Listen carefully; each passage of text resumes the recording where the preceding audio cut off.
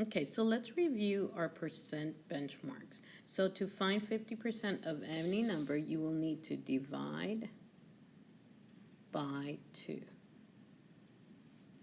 To find 25% of any number, you will need to divide by 4. To find 10% of any number, you will need to divide by 10, or, and we're going to do this, you don't need to, you could write this on your notes, or move decimal 1 time to the left.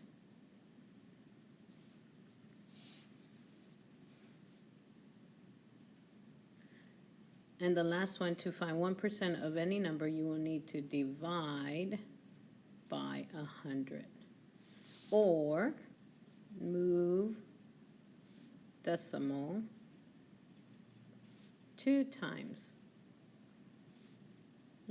to the left.